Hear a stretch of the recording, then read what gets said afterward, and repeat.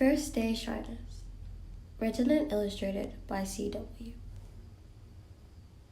Today is William's first day of school. For his entire life, Will has been homeschooled by his mother.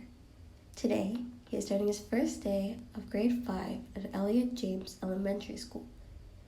He is currently standing behind his mother while she is introducing herself to the 5th grade teacher, Miss Celine. "Will," his mother speaks up, "come say hello to your new teacher." Will stays behind his mother and moves closer to her. She looks up at Miss Celine. "He's a little shy," she whispers. Miss Celine nods her head and crouches down to be able to look at Will. "It's okay to be shy, Will," she begins.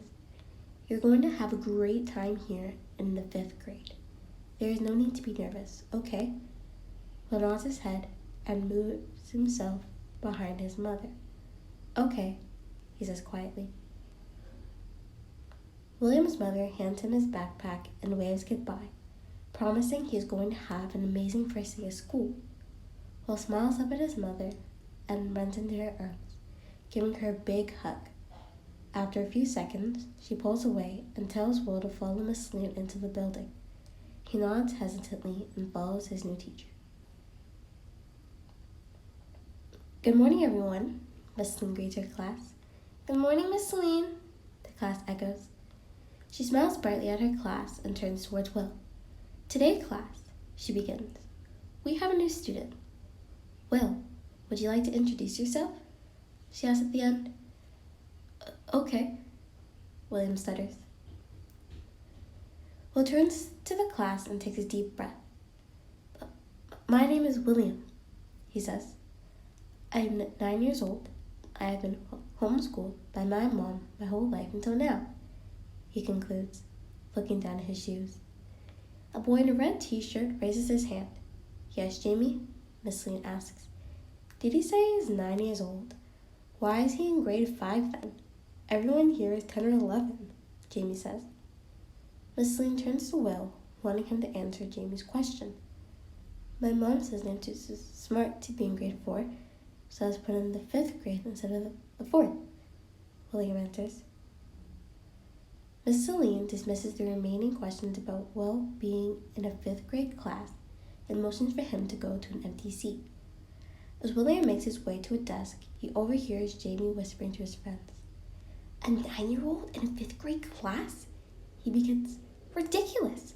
And what about the way he speaks? But my name is William," Jamie mimics. "What a weirdo." He and his friends laugh.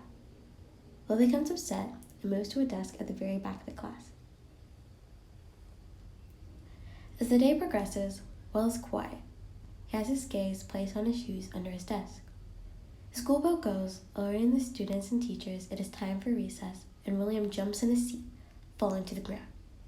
He has never heard that sound before. Being homeschooled, there are never any school bells. Will looks up from the ground to see Jamie and his group of friends staring and laughing at him. A pink tint appears on William's face, and tears begin burning his eyes. "What a scaredy cat," Jamie says. "This baby can't even hear the bell without jumping out of his chair." Jamie and his friends laugh as they make their way outside for recess. William wipes his eyes and stands up. As he does, he sees he scratched his knee on the leg of the chair. A few drops of blood falls from his knee as he moves towards Miss Celine, who is sitting at her desk. "Miss Celine?" Will speaks up, stuttering a bit. "Yes, Will?" Miss Celine says, turning her gaze towards her 9-year-old student. "Why are you not outside?" she asks.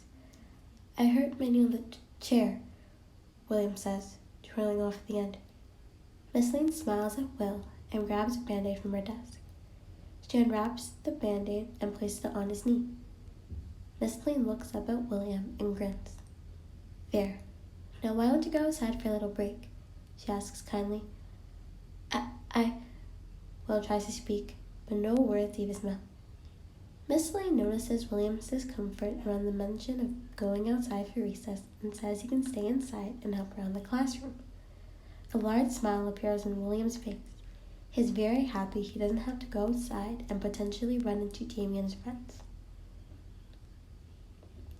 Recess ends, and students begin re-entering the classroom. Miss Celine resumes teaching, and Will feels a little better from before. Having a short break from having Jamie and his friends in the class laughing and picking on him, Will feels more optimistic about the remainder of the day. However, that does not stop the nervous butterflies from flying around in William's stomach. Miss Celine grabs a marker and walks to the whiteboard. "We are going to be solving some math problems," Miss Celine states as she writes 3 fraction-related math equations on the board. William was very happy. Fractions are his favorite math unit, and he found them very easy. "Who wants to come to the board and solve these 3 problems?" Miss Celine asks the class. Although fractions were very easy for him, and he knew the answers to the equations that were on the board, William was too shy to raise his hand. Miss Celine looks around the class and spots William. She sees he is deciding whether to raise his hand or shyly remain in his seat. "William," Miss Celine begins, "would you like to answer the problems on the board?" she asks. William rapidly nods his head and jumps out of his seat. Miss Celine hands him the marker, which Will graciously takes. He immediately answers the equations and hands back the marker to his teacher. William smiles widely as he makes his way back to his seat. "Fantastic job, William," Miss Celine praises. Once again, as Will makes his way to his desk, he overhears Jamie whispering to his friends. "Did you see him?" Jamie exclaimed quietly. "He just waltzed up there and answered those questions. Talk about a know-it-all."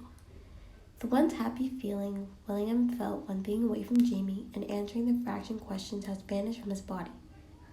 William didn't know what to do. He wished he could go up to Jamie and tell him to stop picking on him, but Will has never been in a situation like this. Besides, he was way too shy to ask him to stop. Just like before, William walks back to his desk and took a seat. He looked down at his shoes, wishing for the day to come to an end. Final recess came and students started leaving the classroom. William was ecstatic to be away from Jamie by staying inside to help Miss Celine with the classroom. When he was about to walk to the front of the class to clean the whiteboard, he notices Miss Celine putting on a green and yellow vest. "What's happening?" William asked his teacher. "Oh, I'm sorry, Will. I have duty this recess, meaning I won't be in the classroom. You're going to have to go outside, okay?" Miss Celine says, feeling bad because she knows Will isn't comfortable with going outside. William nods his head at Miss Celine, even though he's very upset about going outside. "I'll walk with you," the 5th grade teacher says to his student. Will nods his head once more and goes outside with his teacher. As the two head to the playyard, Will walks with Miss Celine, staying by her side the entire time. The two talk about William and his favorite things. As a new topic pops up in their conversation, the little girl tugs on the vest of Miss Celine. "What's up, sweetie?"